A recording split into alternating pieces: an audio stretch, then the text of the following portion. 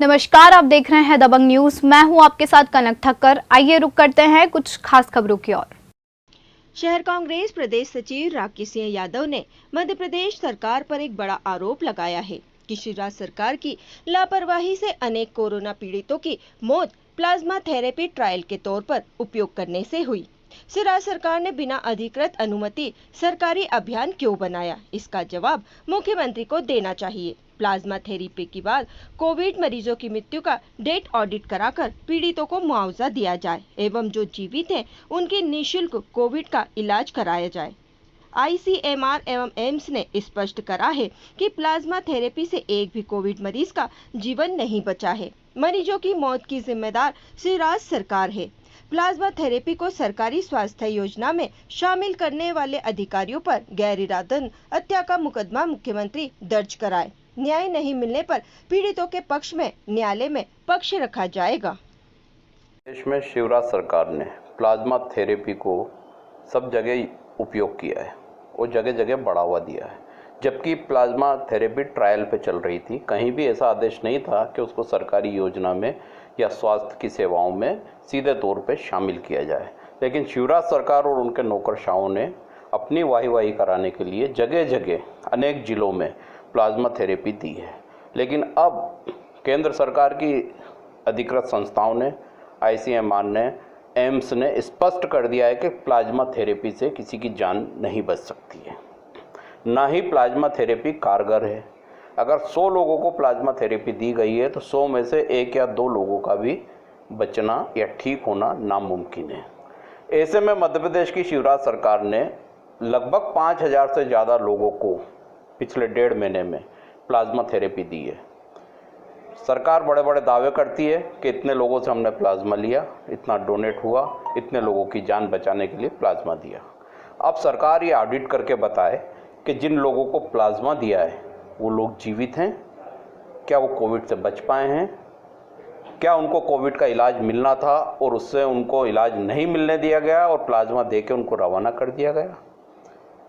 जो आंकड़े बोल रहे हैं कि 100 में से 2 लोग भी नहीं बच सकते या ठीक नहीं हो सकते हैं, इसका मतलब है कि जिनको भी प्लाज्मा दिया गया वो कोविड का शिकार हो गए, उनको कोविड के प्रोटोकॉल के तहत इलाज नहीं दिया गया। इसकी जिम्मेदार शिवराज सरकार है।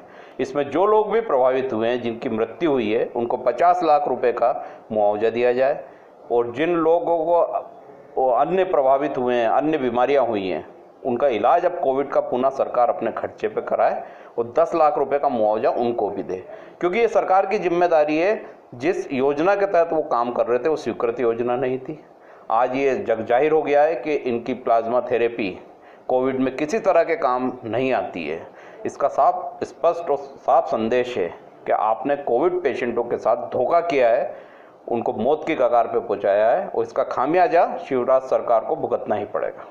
क्या चाहते जो लोग इसके जिम्मेदार हैं, चाहे वल्लभ भवन में बैठे हुए अफसर हों, चाहे प्रदेश में बैठे हुए अफसर हों, इन पे गैर इरादतन हत्या का मुकदमा चलना ही चाहिए, क्योंकि इन्होंने केंद्र सरकार के निर्देश नहीं माने, इन्होंने एम्स के निर्देश नहीं माने, गाइडलाइन नहीं मानी है, आईएमसीआर की गाइडलाइन नहीं मानी। तो इसका साफ बहुत मतलब है कि ये लोग सिर्फ जनता को लाशों का तमाशा दिखाना चाहते थे और वो दिखाया है मध्य प्रदेश में।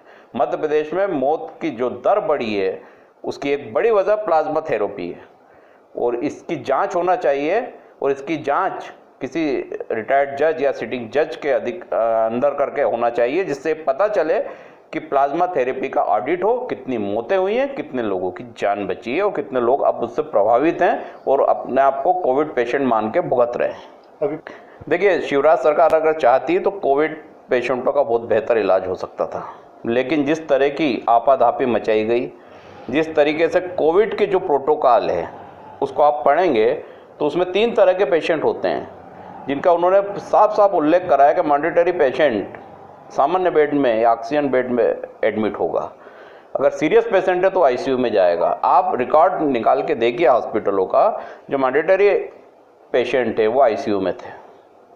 तो इसका मतलब है कि सरकार का कोई कंट्रोल नहीं था, ना अस्पतालों पे ना योजना में, सिर्फ कालाबाजारी में लगी है शिवराज सरकार सिर्फ पलंग बेचने में लगी है, इनके मंत्री बेड बेचने में लगे हैं, कोई रेमडेसिविर इंजेक्शन बेच रहा है, लेकिन लोगों की जान की कोई कीमत नहीं है। प्लाज्मा के नाम पे कितने लोगों को मारा होगा इसकी कल्पना से परे। जांच होगी तो आंकड़े स्पष्ट होंगे कितनी लाशें शिवराज सरकार ने बिछाई हैं।